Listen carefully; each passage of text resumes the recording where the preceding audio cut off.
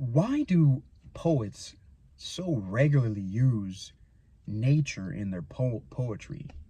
Right? Why do they so often place something in their poems about, the stars or the sky or the trees or the rivers or the mountains? Why is it that they just find that nature finds its way in so much poetry? I've got two reasons why I want to share. Two reasons why I think this is the case. I want to share with you right now. But also, I'd like to hear a reason that you think in the comments below. Please, give me a reason why you think that poets use nature so regularly in their poems. I'm doing a series on two poets. The first poet is Langston Hughes, between his poems between 1921 and 1930, and then I'm also doing Robert Frost between. I think he's got a collection of poems called A Boy's Will. I think it was like 1921. That's the date that my mind is telling me. I don't know if it's 1921. I'm off probably by a year or two, but roughly the same time period these two poets wrote, and I started reading the poems, and I was like 2 or 3 poems in for each of them, and I started noticing that, like, first, Langston Hughes didn't talk much about nature, and I was thinking, well, Langston Hughes, he was oppressed, he was in a people group that was segregated from the entire rest of the population, and sort of like a second-class citizen, and as an African American, mistreated, especially in those days, Jim Crow, that sort of thing, and then, like, and I was thinking, well, maybe because he deals with so much of that, he doesn't have time to, like, reflect on nature. He really wants to express his experience, because he was expressing a lot of times expressing the experience of the injustice that he faced. And then I noticed at some point he started talking a lot about nature. He's got one that talks about the rivers. He's got all kinds of poems about nature, and Robert Frost, naturally, he does too. He's got a lot of poems that talk about nature as well, and then I started thinking, like, why is that? Why is it that poets talk about nature so much? Well, I think at least one reason is that nature's so awe-inspiring. Like, if you're standing on top of a mountain looking down at the valley or the ground below, and man, there's just nothing but wow.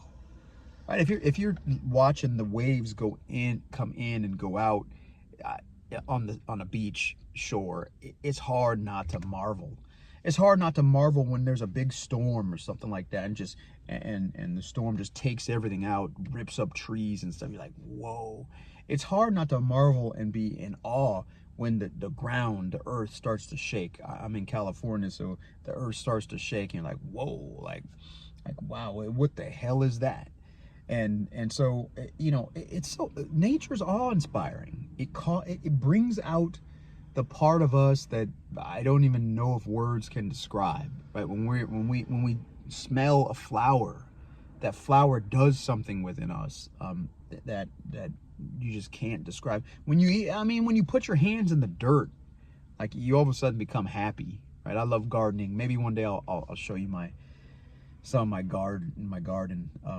But once you put your hand in the dirt, my gosh, like you just can't help but smile. Like, I'm smiling thinking about it right now. So number one, I think that poets use nature so often because nature inspires awe. But then the second thing is that nature has a tendency of keeping humans in their place. And I think that's important for humans. Humans need to be put in their place so often, so regularly. I was watching something, and there was this rich guy who apparently, he had passed away, but he apparently wanted his body. He was so afraid of death. He wanted his body cryogenically preserved, as if he wouldn't taste death. And human beings, since our time on this planet, probably have thought about ways to extend life or even become infinite. And I don't see how that could be the case, given what we're made of.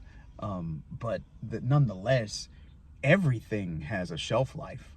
Like everything is coming and going.